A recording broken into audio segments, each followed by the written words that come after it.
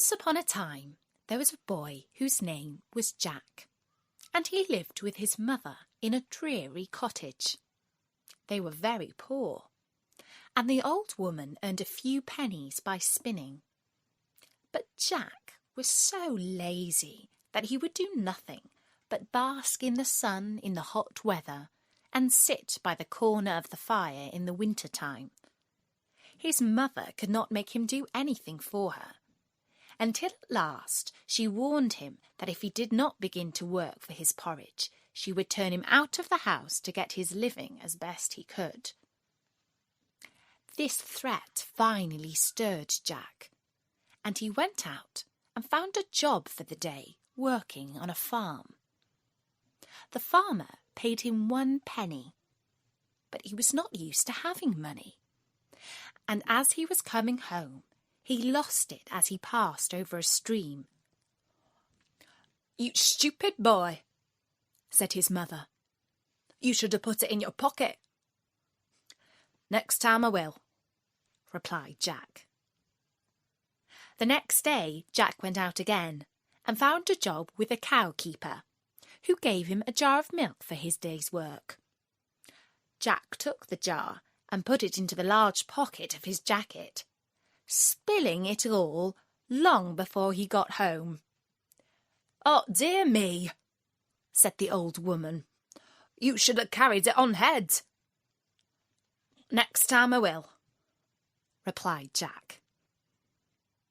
The following day, Jack found a job with a farmer, who agreed to give him cream cheese for his work.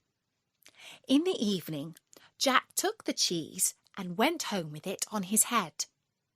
But by the time he got home, the cheese was completely spoiled, part of it being lost and part matted with his hair. "You good-for-nothing boy," said his mother. "You should have carried it very carefully in your hands." "Next time I will," replied Jack. The day after this, Jack went out again and found a job with a baker, who would give him nothing for his work but a large tomcat.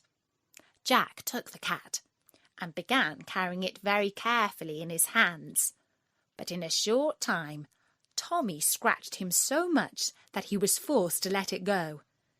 When he got home, his mother said to him, "You silly fellow, you should have tied it with a string and dragged it along after you." "Next time I will," replied Jack. The next day, Jack hired himself to a butcher, who rewarded his labours by the handsome present of a shoulder of lamb. Jack took the meat, tied it to a string, and trailed it along after him in the dirt, so that by the time he had got home, the meat was completely spoilt. His mother this time completely lost her patience with him, for the next day was Sunday, and she had to make do with cabbage for her dinner. "You nincompoop," she said to her son. "You should have carried it on your shoulder." "Next time I will," replied Jack.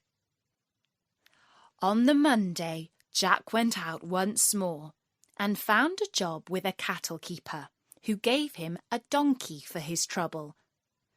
Although Jack was very strong, he found some difficulty in hoisting the donkey on his shoulders, but at last he managed it and began walking slowly home with his prize. Now it happened that in a house along his way there lived a rich man with his only daughter, a beautiful girl, but unfortunately deaf and dumb. She had never really laughed in her life, and the doctor said she would never recover till somebody made her laugh. Many had tried without success, and at last the father, in despair, said he would offer her hand in marriage to the first man who could make her laugh.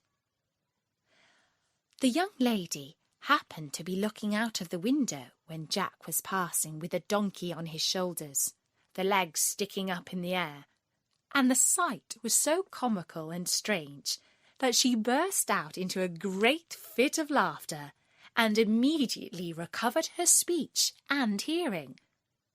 Her father was overjoyed and kept his promise by marrying her to Jack, who was thus made a rich gentleman.